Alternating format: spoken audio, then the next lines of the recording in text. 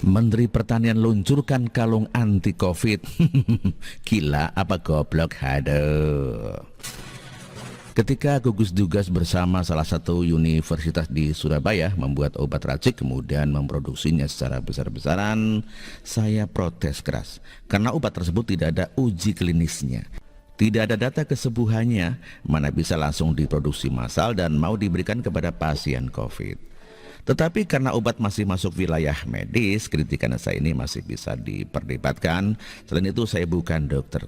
Lalu hari ini saya baca berita bahwa Kementerian Pertanian akan memproduksi kalung anti Covid. Kalung, ya saya ulangi kalung. Lebih buruk lagi, ternyata bukan hanya kalung yang akan diproduksi, tetapi minyak dan inhaler. Produk-produk ini dibuat oleh Badan Penelitian Pengembangan Pertanian. Bahkan sang menteri juga langsung memperkenalkan produk-produk luar biasanya ini. Sang menteri mengklaim bahwa kalung tersebut bila dipakai 15 menit maka akan mampu membunuh 40% virus corona. Bila dipakai 30 menit akan membunuh 80% virus.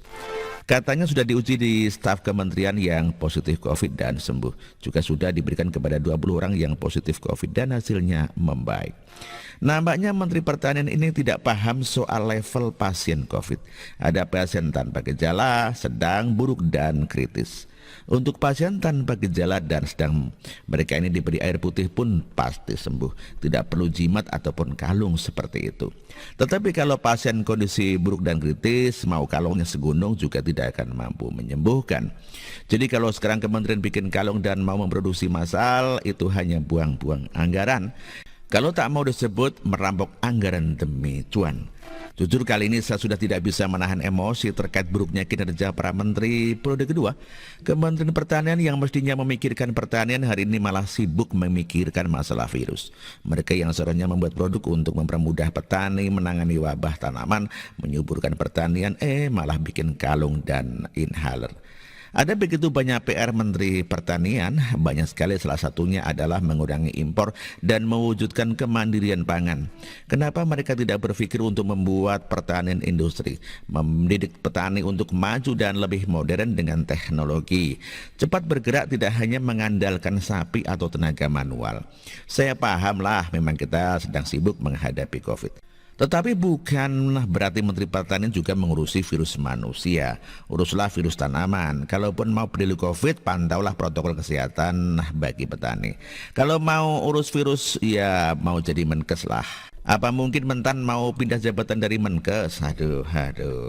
Sejak Maret lalu sudah gencar mensosialisasikan terapi plasma konvalesen. Semua metode pengobatan yang sudah uji klinis dan dipakai oleh banyak negara. Sudah ada yang sembuh dan ada catatan medisnya. Sekarang sudah bulan Juli, memang sudah ada banyak pasien sembuh. Tetapi di lapangan eksekusinya masih melewati perdebatan panjang. Sampai sekarang belum ada kepala daerah yang sudi mengadopsi TPK untuk diterapkan di daerahnya. Mereka hanya mendukung dan sampai di bibir saja, tak pada eksekusi.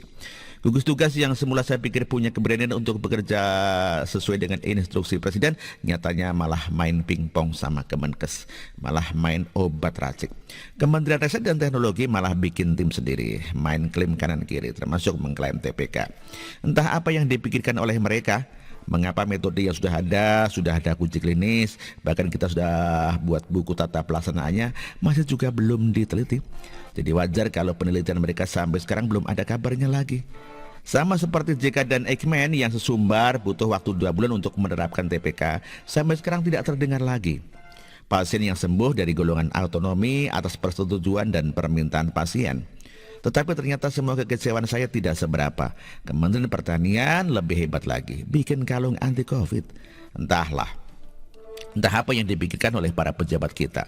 Tetapi nampaknya banyak yang sakit, yang hanya fokus ngurusi duit dan profit.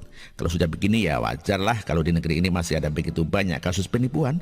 Karena bahkan setingkat menteri pun tidak mampu berpikir logis. Begitulah kura-kura.